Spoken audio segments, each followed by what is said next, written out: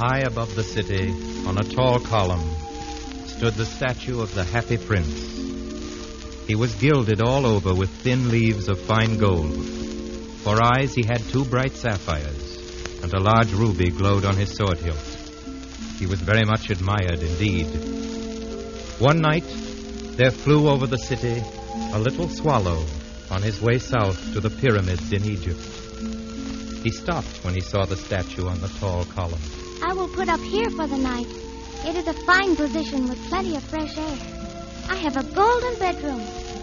Just as the swallow prepared to go to sleep, a large drop of water fell on him. What a curious thing.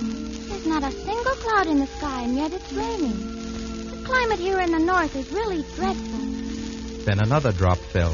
What is the use of a statue if it cannot keep the rain off? I must look for a good chimney pot. But before he had opened his wings, a third drop fell, and he looked up and saw, what did he see? The eyes of the Happy Prince were filled with tears, and tears were running down his golden cheeks. Who are you? I am the Happy Prince. Why are you weeping then? When I was alive and had a human heart, I did not know what tears were. My courtiers called me the Happy Prince, and happy indeed I was. If pleasure be happiness. Now that I am dead, I am up here so high I can see all the ugliness and all the misery of my city, and though my heart is made of lead, yet I cannot choose but weep. What? Is he not solid gold? The swallow said this to himself. He was too polite to make any personal remarks out loud. Far away in a little street, there is a poor house. One of the windows is open, and through it I can see a woman seated at a table. Her face is thin and worn, and she has coarse red hands, all pricked by the needle, for she is a seamstress. She is embroidering passion flowers on a satin gown for the loveliest of the Queen's maids of honor to wear at the next court ball. In a bed in the corner of the room, her little boy is lying ill. He has a fever and is asking for oranges. His mother has nothing to give him but river water, so he's crying. Swallow, little swallow, will you not bring her the ruby out of my sword hilt? My feet are fastened to this pedestal, and I cannot move. I am waited for in Egypt. My friends are flying up and down the Nile and talking to the large lotus flowers. Swallow, little swallow, will you not stay with me for one night and be my messenger? The boy is so thirsty, and the mother is so sad. It is very cold here, but I will stay with you for one night and be your messenger. Thank you, little swallow.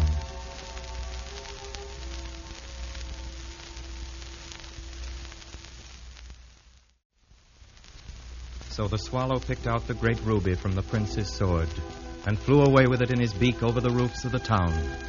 He passed by the palace and heard the sound of dancing. A beautiful girl came out on the balcony with her lover. How wonderful the stars are, and how wonderful is the power of love. I hope my dress will be ready in time for the state ball.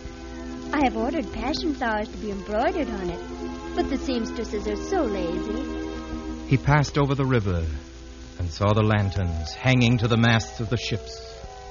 And at last he came to the poorhouse and looked in. The boy was tossing feverishly on his bed, and the mother had fallen asleep. She was so tired. In he hopped and laid the great ruby on the table beside the woman's thimble. Then the swallow flew back to the Happy Prince and told him what he had done.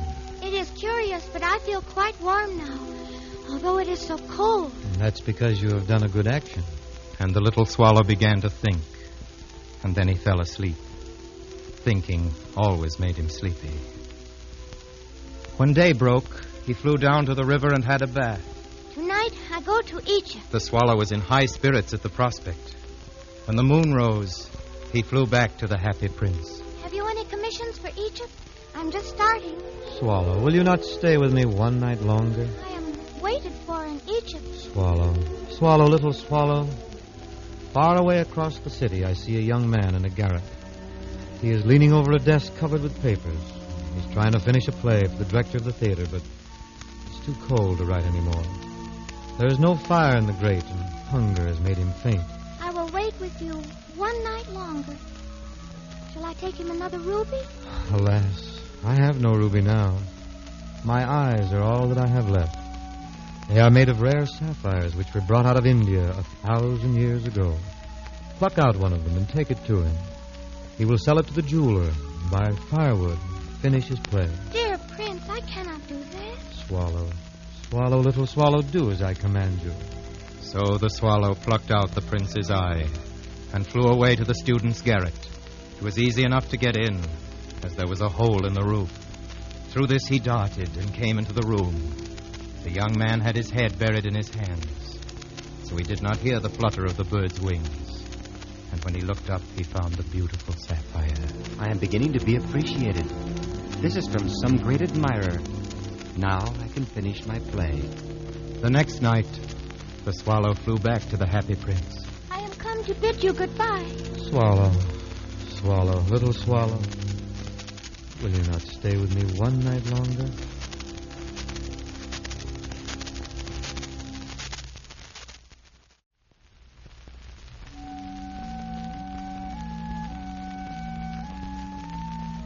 It is winter, and the chill snow will soon be here. In Egypt, the sun is warm on the green palm trees. My companions are building a nest in the temple of Baal-bet. In the square below, there stands a little match girl. She has let her matches fall in the gutter, and they are all spoiled. Her father will beat her if she doesn't bring home some money, and she is crying. She has no shoes or stockings, and her little head is bare. Pluck out my other eye and give it to her, and her father will not beat her. I will stay with you one night longer, but I cannot pluck out your eye. You will be quite blind then. Swallow, swallow, little swallow, do as I command you. So the swallow plucked the prince's other eye and darted down with it. He swooped past the match girl and slipped the jewel into the palm of her hand. Then the swallow came back to the prince. You are blind now, so I will stay with you always. No, little swallow, you must go away to Egypt. I will stay with you always. And he slept at the prince's feet. All the next day he sat on the prince's shoulder and told him stories of what he had seen in strange lands. He told him of the red ibises who stand in long rows on the banks of the Nile and catch goldfish in their beaks. Of the Sphinx, who is as old as the world itself and lives in the desert and knows everything. Of the king of the mountains of the moon, who worships a large crystal. Of the great green snake that sleeps in a palm tree and has 20 priests to feed it with honey cakes. And of the pygmies who sail over a big lake on large flat leaves and are always at war with the butterflies. Dear little swallow, you tell me of marvelous things, but more marvelous than anything is the suffering of men and women. There is no mystery so great as misery. Fly over my city, little swallow, and tell me what you see there. So the swallow flew over the great city and saw the rich making merry in their beautiful houses, while the beggars were sitting at the gates. He flew into dark lanes and saw the white faces of starving children looking out listlessly at the black streets. Then he flew back and told the prince what he had seen. I am covered with fine gold. You must take it off leaf by leaf and give it to the poor. Leaf after leaf of the fine gold the swallow picked off, until the happy prince looked quite dull and gray.